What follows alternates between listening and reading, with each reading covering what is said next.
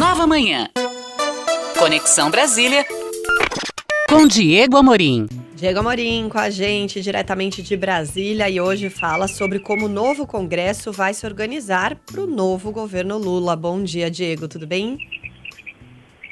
Bom dia, Michele, bom dia, Mauro, bom dia, ouvinte da Nova Brasil e todo o país, uma ótima semana pra gente. Pois é, a despeito de tudo que a gente viu no fim de semana, em que algumas pessoas ainda estão presas lá em 1964, aqui em Brasília, 2023 já começou, inclusive para aliados do presidente Jair Bolsonaro.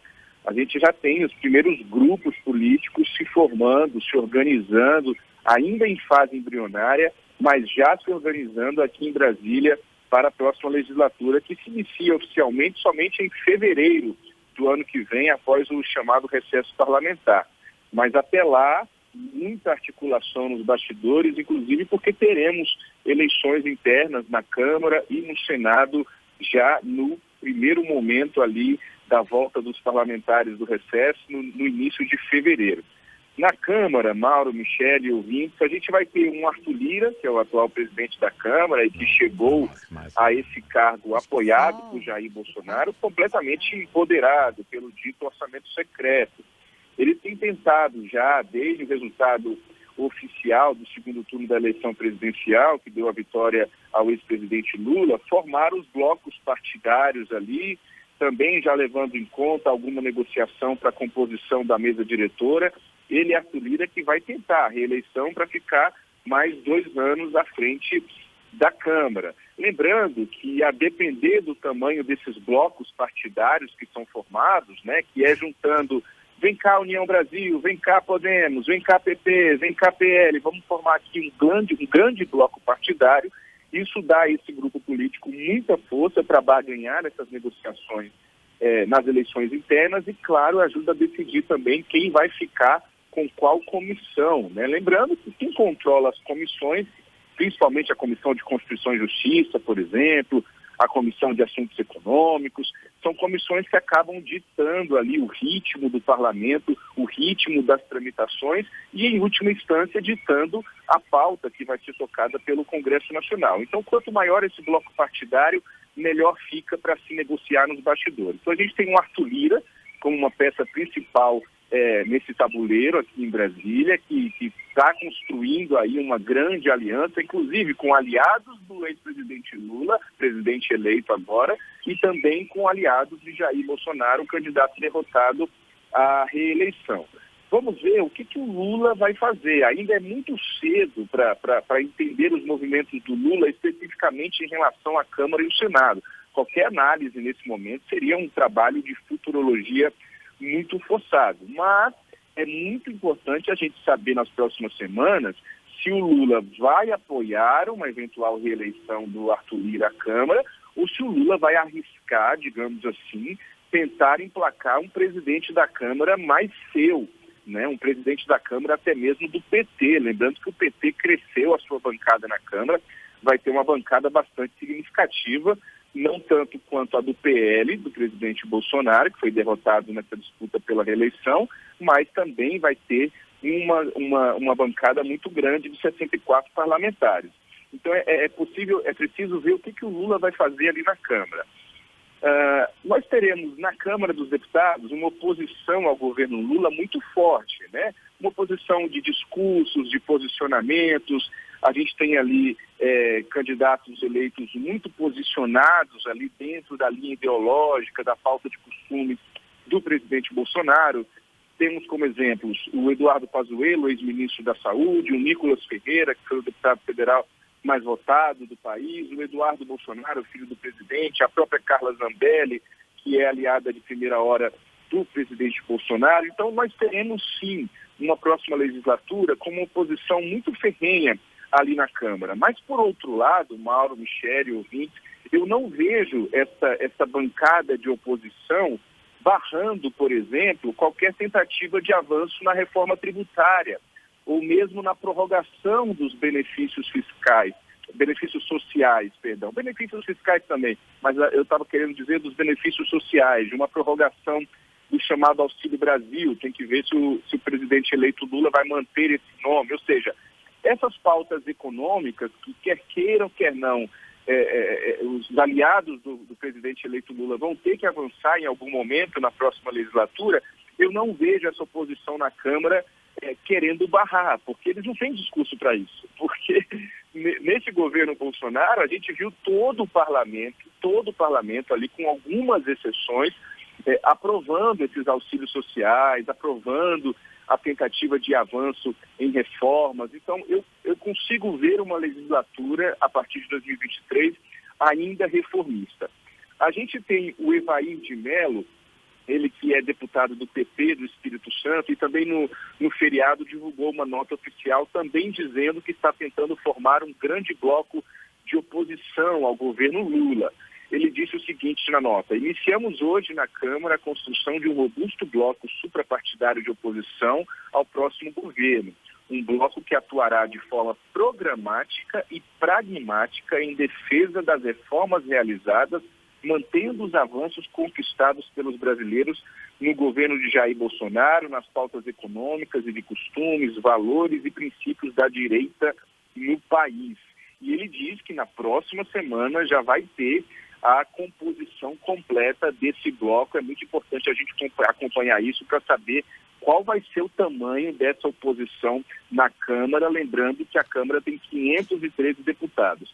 Do lado de Lula, ainda falando da Câmara, nós teremos nomes muito marcados ali no parlamento. É o caso do Guilherme Boulos, do PSOL, é o caso da Marina Silva, que pulou no barco do Lula aí, sobretudo nesse segundo turno, depois que ela foi eleita deputada federal. E a gente tem nomes expressivos dentro da bancada do Partido dos Trabalhadores, que aí é preciso acompanhar também as próximas semanas e o início da formação da equipe do presidente eleito Lula, para saber se esses deputados continuarão na Câmara, fazendo ali uma defesa do governo, eventualmente alguns deles sendo líder da bancada do PT, ou até mesmo líder da maioria, o líder do governo Lula lá na Câmara dos Deputados, ou se eles vão assumir algum ministério. É o caso do Alexandre Padilha, que tem sido ventilado para ministério, é o caso do Arlindo Chinalha, é o caso da própria Gleisi Hoffmann, e outros nomes que já são mais marcados do PT, que esses devem continuar ali na Câmara, como a Érica Cocai, a Maria do Rosário, a Benedita da Silva, o Zeca Disseu, que é filho do José Disseu, esse sim cotado para ser ministro nesse novo governo Lula. Já no Senado, caminhando para o fim da minha coluna desta segunda-feira, Mauro e Michele, a gente vai ter uma composição muito conservadora. A gente sabe que o PL, partido do presidente Bolsonaro, fez uma importante bancada, e nós teremos ali no Senado, que é mais enxuto do que a Câmara, né? Só lembrando ao nosso ouvinte, na Câmara são 513 deputados, no Senado são 81 senadores, mas nós teremos nomes de ex-ministros de Jair Bolsonaro, e não é um nem dois não, são alguns. Vamos lá, eu relembro aqui para o nosso ouvinte. A gente vai ter o Rogério Marinho como senador, que é ex-ministro do Desenvolvimento Regional. A gente vai ter a Tereza Cristina, que é ex-ministra da Agricultura. A gente vai ter a Damares Alves, que é ex-ministra dos Direitos Humanos, Família e Mulher. A gente vai ter o Marcos Fontes, ex-ministro da Ciência e Tecnologia. A gente vai ter o Sérgio Moro, ex-ministro da Justiça e da Segurança Pública, além do Hamilton Mourão, atual vice-presidente da República, e o Jorge Seife, que é ex-secretário da Pesca. Isso sem contar com nomes que não compuseram o governo Bolsonaro, mas que são muito aliados dele. É o caso do ex-senador Magno Malta, do Espírito Santo, que volta ao Senado Federal para mais 8 anos. Do lado do Lula, nós teremos figuras importantes ali no Senado, como Flávio Dino, ex-governador do Maranhão, Renan Calheiros, pai e filho, porque o Renan Filho, que era governador de Alagoas, vem para o Senado, porque foi eleito senador. Então nós teremos a atuação do Renan Calheiros, pai, e do Renan Filho ali, certamente em apoio a esse novo governo Lula. Teremos também ainda que acompanhar para ver o que o Lula vai fazer com o Camilo Santana, ex-governador do Ceará, e com o Wellington Dias, ex-governador do Piauí. Ambos são do Partido dos Trabalhadores e também estão sendo cotados para serem ministros. Mas o Lula não vai poder tirar do Congresso Nacional todas as peças importantes dele e jogar na esplanada dos ministérios, senão ele não vai ter força dentro do parlamento e ele vai precisar de gente importante no parlamento, sobretudo para fazer a liderança do governo.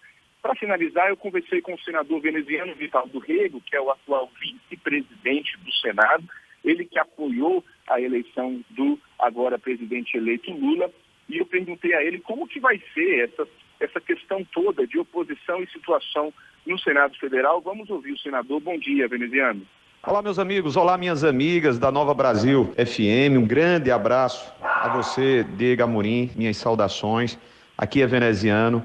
Eu registro que as nossas expectativas sejam confirmadas e de que, a partir do momento em que é definido o processo eleitoral com a vitória do presidente Lula, o governo assuma os seus papéis, as suas atribuições de governar e a oposição assuma legitimamente aquilo que é o seu dever de fiscalizar, de acompanhar, de fazer o bom combate, de fazer a contestação que é própria de um regime democrático pelo qual nós lutamos e que, graças a Deus, se manteve firme. É essa a minha não apenas torcida, mas, acima de tudo, a minha presença na condição de vice-presidente do Senado Federal, como senador da República, de colaborar para que o Brasil definitivamente se reencontre como um povo reunificado, repacificado. Serão muitas e difíceis as tarefas a serem transpostas, mas eu creio plenamente que haveremos de ter a governabilidade com as melhores discussões em torno daquilo que é o desejo maior, que o Brasil volte à normalidade e que com essa normalidade voltemos a dar e a garantir as melhores expectativas a um povo sofrido, principalmente aqueles milhões que desassistidos ainda permanecem. Um grande abraço a todos, a minha reiterada participação em torno desse projeto, que é o projeto do Brasil democrático, do respeito aos princípios e postulados da nossa República.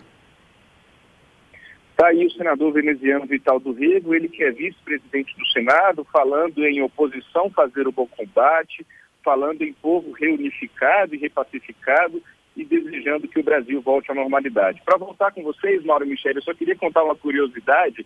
Antes do resultado das eleições, havia um burburinho aqui em Brasília grande de possibilidade de vitória do ex-senador Romero Jucá, que o nosso ouvinte certamente se relembra, se recorda, ele que foi líder de quase todos os governos de Fernando Henrique Cardoso para cá, havia perdido o mandato por pouquíssimos votos em 2018 e estava tentando voltar ao Senado Federal pelo seu estado, Roraima. Ocorre que os eleitores de Roraima decidiram eleger o doutor Irã Gonçalves, que era deputado federal da base de Jair Bolsonaro, e o Romero Jucá acabou não sendo eleito. Eu digo isso porque aqui falava aqui em Brasília que, uma vez eleito, Romero Jucá seria líder do governo da vez. Fosse ele o ex-presidente Lula, fosse o Jair Bolsonaro reeleito, se dizia aqui em Brasília que Romero Jucá já estava pronto para ser líder de qualquer governo.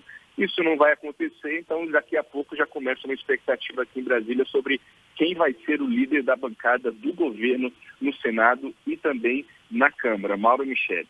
Diego Amorim, trazendo a Conexão Brasília aqui no Nova Manhã. Obrigado, Diego. Até amanhã. Uma ótima semana. Até amanhã. Valeu. O Diego tá achando que é segunda-feira. Eu tô, teve ouvinte falando aqui. É verdade.